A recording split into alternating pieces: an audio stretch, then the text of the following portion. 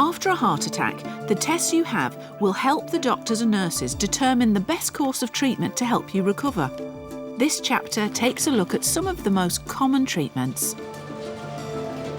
The first treatment you may be given, either in the ambulance by the paramedics or when you reach hospital, is thrombolysis. This involves injecting a thrombolytic drug such as streptokinase or tenecteplase into your bloodstream to help dissolve the clot that's blocking the artery and causing the heart attack. So the blood will flow better and actually protect your heart muscle and take away the pain. You should be given this injection as soon as possible, ideally within an hour of getting the symptoms of a heart attack.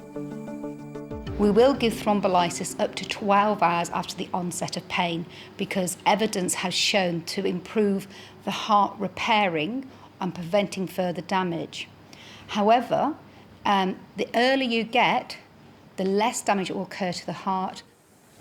This is partly why it's important to get to hospital as quickly as you can. It's very effective, but it's a foreign protein, and so you could be allergic to it, or having been given it for a medical reason, you might then develop an allergy.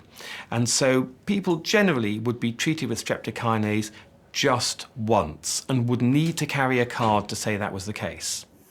If you have another heart attack, you will usually receive a different thrombolytic drug.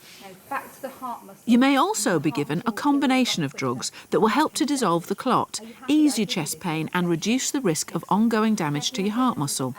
You can find out more about this medication in the next chapter called Taking the Tablets.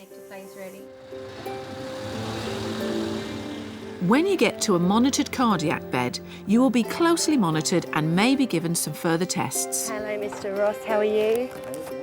If your results show that one or more of your coronary arteries is severely narrowed, then drug treatment isn't likely to be successful on its own.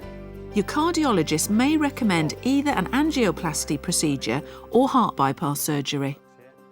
Once we've taken an angiogram and seen how many narrowings and how bad the narrowings are, we're better placed to advise whether a patient can be treated adequately with tablets, or needs an angioplasty, or needs a bypass operation. From the patient's point of view, having an angioplasty is a bit like an angiogram. In fact, it is often done at the same time. A special type of catheter tube with a small balloon on the end is inserted through your groin and feeds through your arteries up into the coronary artery. Using X-ray equipment, the cardiologist can direct the catheter until its tip reaches the narrowing. The balloon is then gently blown up so that it squashes the fatty tissue against the artery wall. A stent is usually placed around the balloon to stay in the artery permanently. The stent is a stainless steel structure, a bit like chicken wire but a lot more expensive, and that is crimped down onto a balloon. So we put that in, we blow the balloon up and the stent expands, and then we take the balloon down and the stent is left behind to give a scaffold on the inside of the artery. Once the stent's in place, it allows the blood to flow freely through the artery. If your arteries are not suitable for angioplasty, you may be advised to have coronary artery bypass surgery. Heart bypass surgery is when a different blood vessel is used to reroute or bypass the blood around the narrowed one. I think people always worry that if they're having surgery, they worry that their heart must be the worst that anyone's ever seen. And that's not the case. The treatment plan we make about medication to angioplasty to surgery is a very individual thing. So for people to understand that sometimes helps. People always worry that if they've had a quadruple bypass, they must be much worse than the person who's only had a triple, or the person who's only had two.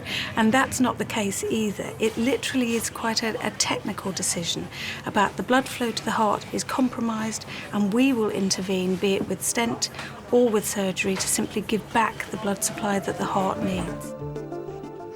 Having the right treatment will limit any damage to your heart muscle and improve your chances of making a better recovery. It will help you get back to normal as quickly as possible.